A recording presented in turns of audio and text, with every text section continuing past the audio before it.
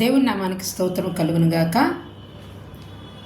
జ్ఞానవాకు కార్యక్రమానికి పరిశుద్ధాత్మ తండ్రి మీకు స్వాగతాన్ని తెలియజేస్తూ ఉన్నాడు. ప్రియులరా, మనము కీర్తనల గ్రంథం 119వ అధ్యాయంలో భక్తుడైనటువంటి దావీదు చెప్పినటువంటి మాటని జ్ఞాపకం చేసుకుందాము. 119వ కీర్తన 14వ వచనం, సర్వ సంపదలు దొరికినట్లు నీ శాసనముల మార్గమును బట్టి నేను సంతోషించుచున్నాను. దీంట్లో సర్వ సంపదలు దొరికినట్లు అనే పదం గురించి పరిశుద్ధాత్మ దేవుడు మనకి ఆయన వివరణని అనుగ్రహించబోతా ఉన్నాడు. చిన్న ప్రార్థన చేసుకుందాం. పరిశుద్ధాత్మ తండ్రి, మీకు వందనాలు స్తోత్రాలు చెల్లిస్తూ ఉన్నాం నాయన. చదవబడిన ఈ వాక్య భాగాన్ని బట్టి ఆయన మీకు వందనాలు, దీవించండి. మరి ప్రభు ఈ వాక్యాన్ని వివరిస్తూ ఉండగా పరలోకపు దివ్యమైన వర్తమానమును మీ జ్ఞానమును విడుదల చేసి నీ ప్రజల హృదయాలలో ఈ వర్తమానం ఫలింపచేయమని యేసు నామములో ప్రార్థిస్తున్నాం తండ్రి, ఆమేన్. ప్రియులరా, సర్వ సంపదలు దొరికినట్లు, ఈ సర్వ సంపదలు అనేటువంటి ఈ పదం నాకు ఎంతో బాగా నచ్చింది. అయితే చాలామంది కూడా ఆరోగ్యం ఉంటే ఐశ్వర్యం ఉండదు, ఐశ్వర్యం ఉంటే ఆరోగ్యం ఉండదు. ఈ రెండు ఉంటే మరి వాటిని అనుభవించడానికి కావలసినటువంటి వసతులు ఉండవు. కాబట్టి సర్వసంపదలు అంటే బైబిల్ గ్రంథంలో అబ్రహాము అన్ని విషయాలలో ఆశీర్వదించబడ్డాడు. బహుకాలం గడిచిన వృద్ధుడై ఉన్నాడు, అతడు అన్ని విషయాలు ఆశీర్వదించబడ్డాడు అని చెప్పేసానని మనకి 24వ అధ్యాయం 1వ వచనం చూస్తే తెలుస్తుంది. మరి అదేవిధంగా 13వ అధ్యాయంలో కూడా 2వ వచనం మనం చూసినట్లయితే అబ్రాము వెండి బంగారము పశువులు కలిగి బహుధనవంతుడై ఉండెను అని వ్రాయబడతా ఉంది. కాబట్టి వెండి బంగారము, ఇంకా చెప్పాలంటే ధన కనక వస్తు వాహనాలు అని చెప్తారు కదా. కాబట్టి ఇవన్నీ కూడా ఈ వేటిల్లో కూడా తక్కువ లేదు, అన్నీ కలిగి ధనవంతుడై ఉన్నాడు. అయితే అతనికి ఉన్న కొరత ఏంటి అంటే దీంట్లో అతనికి పిల్లలు లేరు.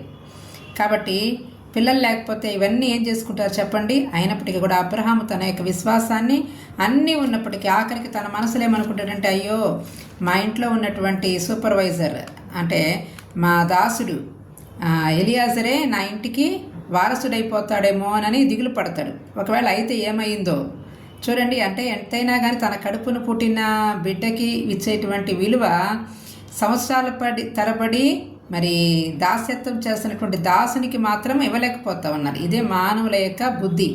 కాబట్టి ఎంత బుద్ధిహీనంగా ఆలోచించినప్పటికీ కూడా దేవుడు కూడా అబ్రహాము పక్షముగా ఉన్నాడు.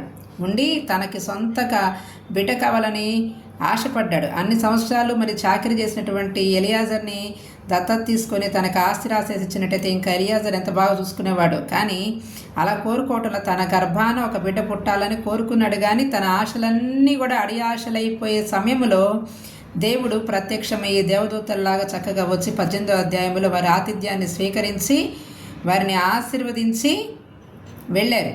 కాబట్టి ఆతిథ్యము చేయ మరొకటి, కొందరు ఎరుగకే దేవదూతలకు ఆతిథ్యం చేశారని బైబిల్ గ్రంథంలో వ్రాయబడుతుంది. కానీ ఆ కొందరులు ఎవరంటే అబ్రాము శారాలే కలిసి ఆతిథ్యం చేశారు. మరి చేసే ఆతిథ్యము సరిగా చేయాలి. ఒక ఆమె నాకు 40 రోజులు ప్రార్థన చేశాను ఇంటికి వెళ్ళి. మరి 40 రోజులు ప్రార్థన చేసిన తర్వాత 40వ రోజు మరి ఇంట్లో ఏం గొడవ జరిగిందో మొత్తానికి మమ్మల్ని పిలవాలి కాబట్టి పిలిచింది. పాపం ఒక నీళ్ల పప్పు చారేసి కోడిగుడ్డేసి అన్నం పెట్టింది. విసుక్కుంటా పెట్టినా కూడా నేను కూడా కొంచెం మనసు బాగోపోయినా తినకపోతే మళ్ళీ ఆశీర్వాదం రాదు కదా వాళ్ళకి అని 40 రోజులు ప్రార్థన చేసినందుకు కాస్త చేయగలిగితే మంచిదిలే అని చెప్పేసానని మనసు కష్టం వేసినా మళ్ళీ మనసుని కొంచెం సముదాయించుకొని, ఎందుకంటే జనుల దోషాలని భరించమని వాక్యంలో వ్రాయబడుతుందండి. అపోస్తుల కార్యాలు 2వ అధ్యాయంలో మాట నా సేవకుడు జనుల దోషములను భరించును అని. కాబట్టి ఏది చిన్న తప్పు చేసినా కూడా భరించుకునేటువంటి వారే సేవకులు. కాబట్టి ఆ భరించుకోకపోతే ఆ ఇంటికి దీవెన రాదు. ప్రియులరా, మరి కాబట్టి వాళ్ళు అంత చక్కగా వాళ్ళు వచ్చి భోజనం చేసినందుకు అబ్రహాముకి 100 సంవత్సరాల వయసులో, అంటే తన యొక్క శక్తిహీనత కలిగినటువంటి వయసులో, శక్తి ఉన్నప్పుడు కాదు ఆయన ఇచ్చింది, శక్తిహీనంగా మారిపోయినప్పుడు అబ్రహాముకి పిల్లల్ని ఇచ్చారు. అట్లాగే దేవుడు కూడా నీ జీవితంలో నీ కుటుంబంలో ఉన్నటువంటి పరిస్థితుల్లో నువ్వు అన్ని ఆశలు ఇంకా లేవు, ఇంకా ఆశ లేదు అనుకుంటున్నావేమో. కానీ నిరీక్షణకు ఆధారము లేనప్పుడు అబ్రహాము నిరీక్షణ కలిగి నమ్మెను అని దేవుని వాక్యంలో వ్రాయబడుతూ ఉంది. కాబట్టి ఎక్కడ కూడా హోప్స్ లేనప్పుడు నీ జీవితంలో ఆయన ఖచ్చితంగా ప్రత్యక్షమయ్యి తీరుతాడు. కాబట్టి నా జీవితంలో నా శక్తి అంతా అయిపోయింది, నాకు ఇంకా ఏ కోరికలు కూడా నాకు కలగటం లేదు, ఇంకా నేను వెళ్ళిపోతానేమో అనుకుంటున్నావు కానీ తొందరగా వెళ్ళవు నువ్వు. నువ్వు భూమి మీద ఉంటావు, నువ్వు అనుకున్నవన్నీ కూడా ప్రభు కొరకు చూస్తావు. మరి నువ్వు సాక్షిగా ఉంటావు, అనేక మందికి దీవెనకరంగా ఉంటావు, సర్వ సంపదలు నీవు అనుభవించబోతా ఉన్నావు. May God bless you all. దేవుడి మాటలు దీవించిన గాక. ప్రార్థన చేసుకుందాం. పరిశుద్ధాత్మ తండ్రి, మీకు వందనాలు, స్తోత్రాలు చెల్లిస్తూ ఉన్నాం డాడీ.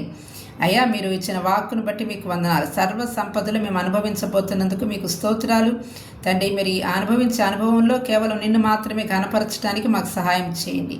ఇహలోక సంపదలను బట్టి ఎక్కడా మా హృదయం అతిశయించకుండా నా తండ్రి, మా దేవుడివైన నిన్ను బట్టి, మా దేవుడైన యెహోవాను బట్టి, మమ్మల్ని నడిపిస్తున్నటువంటి ప్రభువైన యేసుక్రీస్తుని బట్టి డాడీ, మమ్మల్ని సమస్త విషయాల్లో ఆదరిస్తున్న ఆదరణకర్త అయిన నిన్ను బట్టి, పరిశుద్ధాత్మ తండ్రిని బట్టి నాయన, మేము నా ప్రభువా అతిశయించడానికి, ఆనందించడానికి మీరు కార్యం జరిగించి మహిమ పొందుకోమని, విన్నటువంటి ఈ వాక్యము నీ ప్రజలందరి హృదయాల్లో ఫలింపచేయమని యేసు నామములో ప్రార్థించి అడిగి వేడుకుంటున్నాం తండ్రి. ఆమేన్, ఆమేన్, ఆమేన్. మరి ముఖ్యంగా ఇది మనము ప్రార్థన సమయము. ఏ సమయం అంటే పిల్లలకి పరీక్షలు, కానీ వాళ్ళకి కాదు పరీక్షలు, మనకే పరీక్ష. కాబట్టి మనమందరూ కూడా బద్దులమై ఉన్నాం. కాబట్టి బిడ్డల కొరకు మరి ఇందాక కూడా మనకి లాడ్జ్ సెంటర్ దగ్గర నుంచి నయోమి చెప్తా ఉంది, degree second year exams April 15వ తేదీ నుంచి ప్రారంభమైనాయి. 10th క్లాస్ ఎగ్జామ్స్ ముగించబడినాయి. 10th క్లాస్ పిల్లలందరికీ కూడా దేవుడు అద్భుతమైన మంచి మార్క్స్ని ఈ సంవత్సరం ఇవ్వబోతా ఉన్నాడు. నేను ప్రార్థన చేశాను, ప్రభువా ప్రతి ఒక్కరూ కూడా జీవితంలో ఎన్నడూ మరిచిపోలేనటువంటి మంచి మార్క్స్ని వారికి అనుగ్రహించు అని ప్రతినిత్యము ప్రభువుకి మొరపెడతా ఉన్నాం.